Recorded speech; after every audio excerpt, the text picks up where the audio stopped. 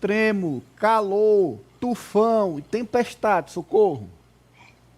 Estão preparados para o que vem aqui, É que eu vou muita falar, coisa. porque é impressionante. Imagina, Ananias, essa onda de calor do Paquistão, numa província, o termômetro chegou a 52 graus Celsius. Meu Deus, 52 na província de Sindh, que é a terceira maior, que tem uma população aí por volta de 50 milhões de habitantes. E o Instituto de Meteorologia do Paquistão já disse que essa é a primeira de 3 ondas de calor em um mês. Então, ainda tem mais 2 no mês de junho. 3 ondas. E o que a gente vê aí? Gelo é um dos produtos mais procurados hoje na província. E é dificuldade, é difícil para comprar, difícil para produzir. Os donos de fábrica de gelo dizem que está difícil para produzir, porque eles têm apenas 12 horas de energia por dia, toda a província. São 12 horas sem energia para evitar um apagão total.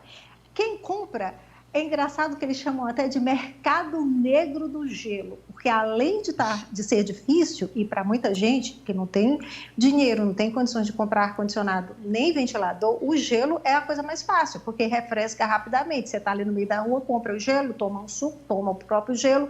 Eles dizem que tem esse mercado negro do gelo e que o preço subiu bastante. Lá eles vendem por quilo, o quilo do gelo. A gente vê também que as escolas do Paquistão fecharam esta semana. Uma grande parte, não só dessa província, mas são várias províncias que fecharam as escolas por causa do calor, e eu não entendo como é que os alunos têm essa farda ainda, que tem até gravata. Fecharam. Outras escolas foram mais além, Ananias. Elas simplesmente anteciparam as férias, que só aconteceriam no próximo mês, só chegariam no próximo mês. As escolas dizem que essa onda de calor põe em risco a saúde dos alunos e também é muito difícil se concentrar com tanto calor. E a gente tem imagens aí de gente que tem que trabalhar ao ar livre, sob o sol, com forno. Isso aí são trabalhadores que trabalham numa fábrica de tijolos. Olha que absurdo, 52 graus no sol e ainda fazendo tijolo aí na boca do forno, como a gente chama. Esse senhor que deu entrevista para a agência de notícias AFP, ele disse que não pode parar, precisa trabalhar, porque precisa do salário. Se não trabalhar, não recebe dinheiro, porque tem que alimentar a família. Mas ele falou que o que eles estão fazendo, eles trabalham 15 minutos, descansam meia hora. Então, são 15 minutos trabalhando, meia hora descansando. E o governo de Sindh diz que já montou aí 1.000 acampamentos, onde eles oferecem sombra para reduzir o risco de insolação, água e até glicose. O governo do Paquistão também, que já anunciou que está preocupado até com a sobrevivência do gado, já que essas frentes quentes estão cada vez mais frequentes. O Paquistão, que é bastante vulnerável, os cientistas já disseram que esses extremos que têm acontecido com muita frequência no Paquistão são por causa das alterações climáticas. E aí a gente lembra que no mês passado, que aqui no Agora a gente mostrou, que o Paquistão recebeu uma chuva acima da média, foi muita chuva. E só no Paquistão morreram 144 pessoas. Lembrando que o Paquistão é responsável por menos de 1% das emissões globais de gases com efeito estufa. Esse calor no Sudeste, que a gente já mostrou no Agora, no Sudeste Asiático, já atingiu também países Tailândia, Filipinas e atingiu Bangladesh, que ontem, junto com a Índia, foi atingido por ciclone. Foi um ciclone, a gente vê aí essas imagens, um ciclone que matou mais de 40 pessoas nos dois países, foram ventos em Bangladesh de mais de 110 quilômetros por hora. O governo disse que o ciclone destruiu 35 mil casas, que danificou mais de 110 mil, e os cientistas estão impressionados com a rapidez que esse ciclone se formou, porque geralmente demora mais tempo para se formar, e a longa duração. Esse ciclone começou a se formar, atingiu o Bangladesh no último domingo, então foi um ciclone de uma longa duração.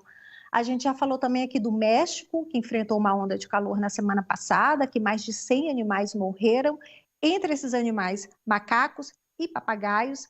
Aqui na Europa, hoje na Finlândia, um dos países mais frios, hoje a Finlândia, em plena primavera, está registrando aí mais de 27 graus em plena Finlândia.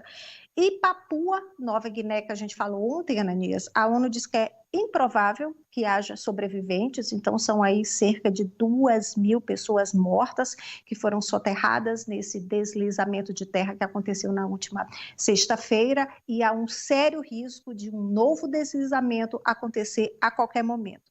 E para terminar essa tragédia do clima, Estados Unidos, no final de semana, 20 mortos em tornados. Foram 25 tornados que atingiram 5 estados americanos. Ananias. Olha, parece cena de filme de fim do mundo. Filme de Mad Max. E ainda tem os negacionistas, viu? Sobre a Indonésia, bem-vindos a Teresina. Olha, a Poliana se identificou ali. Paquistão. Paquistaneses, bem-vindos a Teresina. A Poliana se identificou ali, a Poliana. Não, e assim, vamos pensar que aqui em Teresina, vou falar o caso específico desses 3 últimos dias, no sábado a gente teve um dia muito quente, no domingo já amanheceu nublado com muita chuva no final da tarde, e na segunda-feira não tinha uma nuvem no céu, então a gente vai ter cada vez mais esses episódios de uma hora está muito quente, uma hora está muito frio, e aí a Socorro está trazendo imagens em escalas assim que a gente não nem imagina aqui na nossa capital.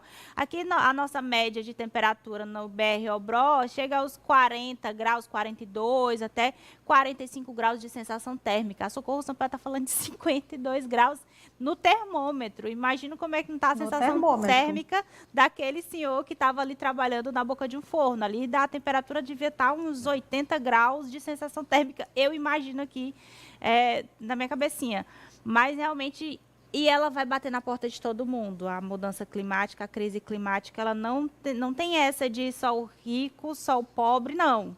Vai bater na porta de todo mundo vai enfrentar os efeitos. Agora, alguns vão ter essa capacidade de adaptação. Aí sim, as nações mais ricas, quem tem mais dinheiro vai conseguir ter um ar-condicionado, por exemplo, no calor, vai conseguir ter uma coberta na época do frio. Se a casa for invadida pela enchente, vai ter a oportunidade de se mudar. E a população mais pobre, a população carente, que tudo que às vezes tem é um barraco, que tem uma cama, um fogão para sobreviver. Então, é nessas pessoas em que os governos devem estar preocupados para garantir assistência.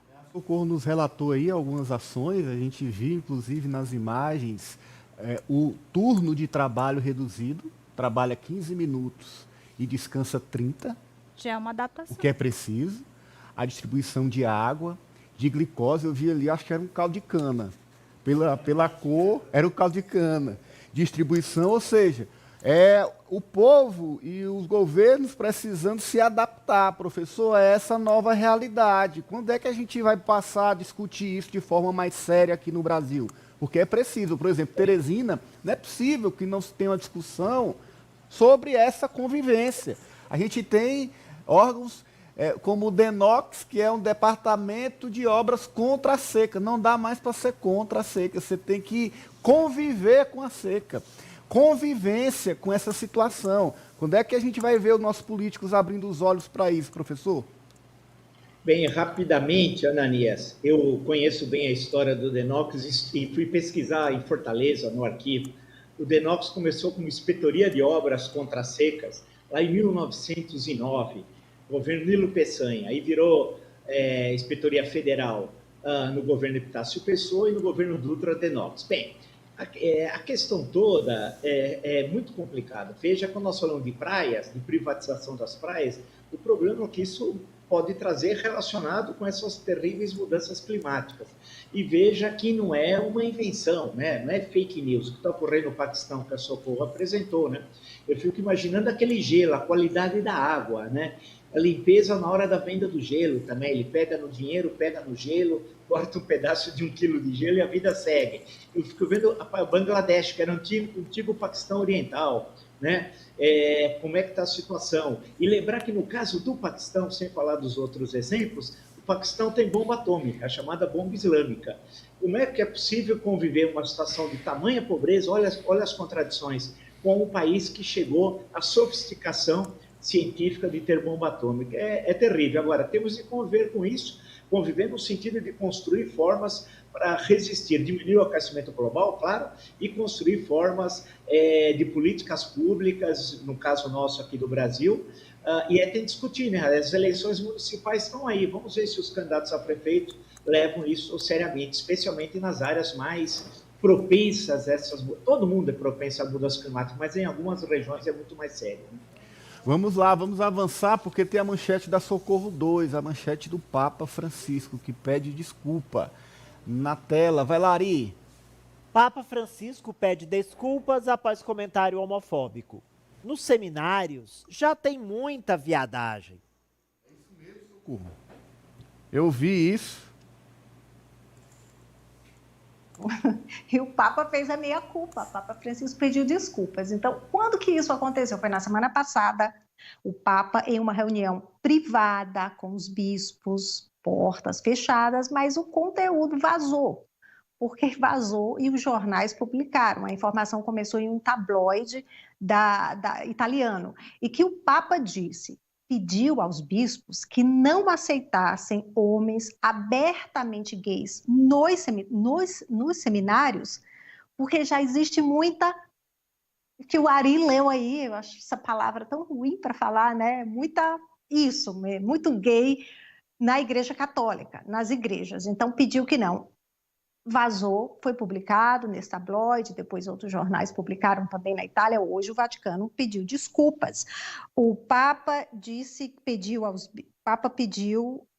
que nunca teve a intenção de ofender ou de se expressar em termos homofóbicos e pediu desculpa a qualquer pessoa que tenha se sentido ofendida, porque até os bispos, Ananias, na hora, se surpreenderam, ficaram chocados com o termo vulgar que o Papa Francisco usou. Eu lembro da entrevista do Papa, uma TV brasileira, um voo, inclusive, ele se mostrou tão progressista, tão aberto, tão... E aí agora aparece com essa frase que a Socorro não quer nem repetir, porque é feia mesmo, assim, estranho, vir do Papa. É preconceituosa, é homofóbica. Foi que houve, Ari? Olha, é uma frase homofóbica, embora verdadeira. O Santo Padre sabe do que está falando, mas foi formulada de maneira equivocada, né? Agora, esse pecado aí, ele não vai ter que se desculpar junto a Deus, não, porque ele não mentiu. Obrigado, Socorro Sampaio, ao vivo de Viena, na Áustria. Até amanhã. Ari.